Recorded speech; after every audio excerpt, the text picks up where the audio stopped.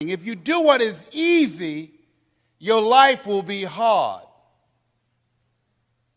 But if you do what is hard, your life will be easy. If you do what is easy, complain about your situation, your circumstances. If you do what is easy, stand around and be a volunteer victim like everybody else. If you do what is easy, surrender and give up on your dreams, become depressed and bitter and angry. Anybody can do that. If you do what is easy, your life will be hard.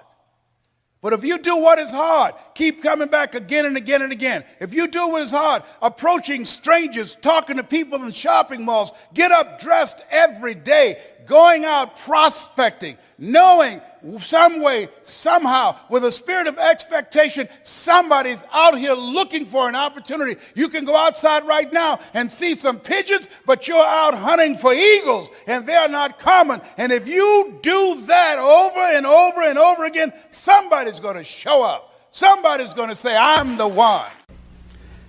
Remembering what Dr. Robert Anthony said about results. When you keep your commitments, you're able to produce some different kinds of results in your life. So how can we keep our commitments? And do we keep all commitments? No, we don't. You will not be at 100%. However, you will have a greater percentage rate of maintaining your commitments to yourself, whatever those things might be. If it's going into business, if it's changing a habit that you know that works against you, if it's overcoming self-destructive behavior, if it's retraining your thinking, if it's reinventing yourself, if it's trying to begin to design your relationship differently, all of us have the possibility, by focusing and really harnessing our attention and concentrating on it, we really have available to us the power to honor our commitments in those particular areas. So number one, make it priority. See, you only make things happen. Your life only counts. You only make a difference when you are committed. When you make a commitment with your life. That's the people that make a commitment with their lives, the people that make a commitment to their customers, the people that make a commitment to their families, to their relationships, are the people that make the greatest impact in life. What is commitment? Commitment is the salesman who says, look here, I'm going to make $1,000 today and I'm not going home. You can turn the lights out. The janitors could be here running the vacuum cleaner. I'm not leaving here till I do it.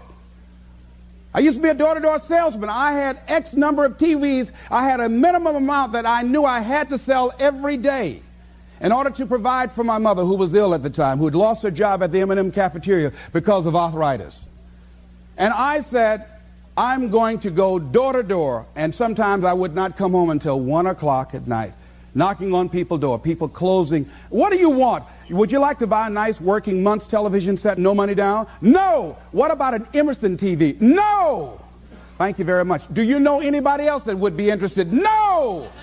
Thank you very kindly. Knock on another. Hello. Would you like to buy a nice working television set, no money down? No. Get away from our door. Thank you very kindly. Do you know anybody else would be? Yeah, my cousin, he lives 2 doors down. Thank you very kindly. I tell him you sent me. When I heard your cousin told me that you wanted to buy a television set, told me to come here and talk to you, we got a special discount for you. Yes, come in, I'm interested. I would just keep right on. I would not go home until I did it. It's an interesting thing, ladies and gentlemen, that when we put ourselves in a situation where we say we're going to do it, it puts you in another zone where the universe responds to you. When you have that kind of consciousness, see, the universe responds to the man or woman that refuses to be denied, because that is your commitment. That business that you want, that book you want to write, that dream that you have of controlling your destiny, that is yours. That power to create that and to manifest that, that is yours. That's available to you. But you've got to be willing to stand there and face disappointment, not have support. Be lonely, doubt yourself sometimes, be rejected again and again and again, become bankrupt if necessary, again and again and again, and refuse to turn around until life gives it up. Nothing can resist a person that has that kind of commitment. The people that have made a difference on the planet. When John F. Kennedy said, we will go to the moon in the next decade, he spoke it. That was a commitment, and people shared that vision. People bought into that. We've had all kinds of examples in history where people have made declarations, who have committed their lives to bring about a difference. There are people who are taking a stand today against hunger. I guarantee you it will be a part of our past at some point in time. Someone took a stand against polio. It no longer plagues us as it once did, because someone said, it is my commitment to eradicate it from the face of the earth. Someone made the commitment. The reason that we're here and enjoying the democracy that we have, someone made a commitment that whatever is required, if it means that I die. I remember Paul Robeson, here I stand, for I can do no other. And that's how you must be. Commitment means standing up for your life. It means honoring yourself. It means beginning to say and to see and recognize your alignment and oneness with the universe, and that you are a channel for life to express through. And we short-circuit it with anger. We short-circuit it with fear. We short-circuit it with envy. We short-circuit it by being lazy or apathetic or giving up easily. Why? We say, oh, it's too hard, it's too hard. We don't challenge our spirit. Ladies and gentlemen, there's nothing as powerful as the human spirit. You can't destroy it. You can pervert it, but you can't destroy it. I was reading Man's Search for Meaning by Viktor Frankl. What a powerful book. I'm reading it now for the 7th time. And he gives so many graphic examples of the power of the human spirit. And so what are some of the things that can fortify us and give us the kind of inner strength that will allow us to forward ourselves into the future by manifesting our commitments? Number one, commitment means in some cases going back to school, getting some training, sitting up in classes with people younger than you, putting yourself in a position where you don't know and that is awkward and uncomfortable, but because of your commitment to develop yourself, or to go back to school to get a high school diploma or to get a college degree, that it doesn't matter, feeling dumb and saying, what am I doing here, setting up in some boring class? Commitment could mean a lot of things. It could mean that you begin to go back. You got to back up sometimes. It means to back.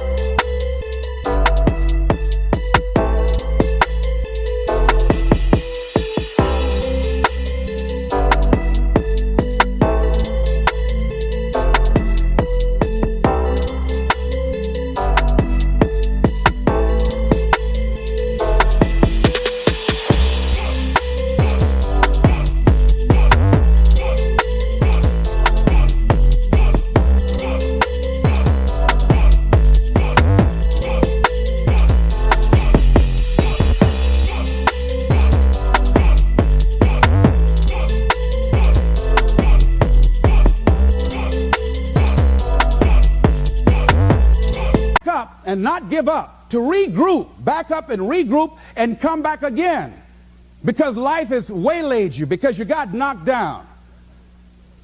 I know when I was working on my dream, there were times I lost my house at one point, I lost my car, I was broke, my credit was bad, I was sleeping at different friends' houses on their couch or on the floor.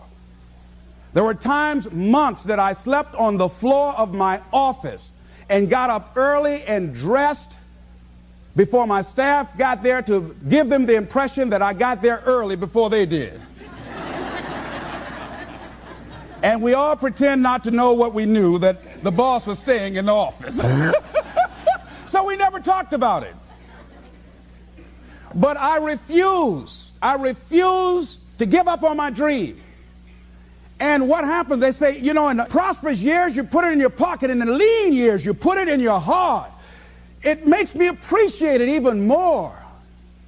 Even more. I wouldn't trade it. I wouldn't trade it for anything. The disappointment, the pain that I've gone through by keeping the commitment. Keeping the commitments that you have might mean taking a stand that's unpopular. Something was said one time. When you take a position, it says, cowardice asks the question, is it safe? Politics asks the question, is it popular? But conscience or commitment asks the question, is it right? And see, most people rather operate from the first two. Is it safe for me to take this position? I remember when I was a state legislator, I saw guys and women who believed in legislation very strongly, but because the Speaker of the House said, we won't go with that, they backed down. And they felt bad about it. They wouldn't take the position.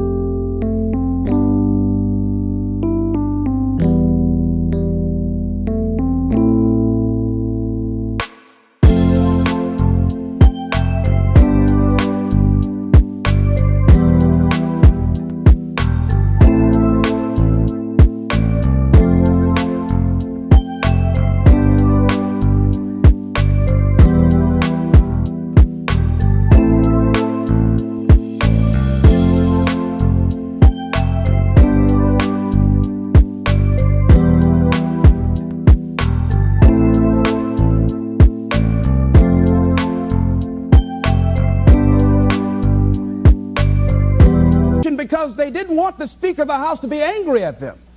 They wanted to be all right with all of the rest of our colleagues. See, it takes a great deal of strong courage and commitment on your part to step out a line. Henry David Thoreau says, if a man doesn't keep pace with his companions, perhaps he's listening to the beat of a different drummer. Let him dance to the music that he hears, however measured or far apart. When you are committed, you're dancing to the beat of a different drummer. Don't expect people to understand you. Don't expect it to make sense to anybody why you've got to do this, why you have got to go, why you leave. This is a good job. I'm going. They pay you well. I'm going. You just a few years from retirement. I'm going. Why? I don't understand. You don't have to. I'm going for me because I've made a different kind of commitment with my life. This is something I have got to do.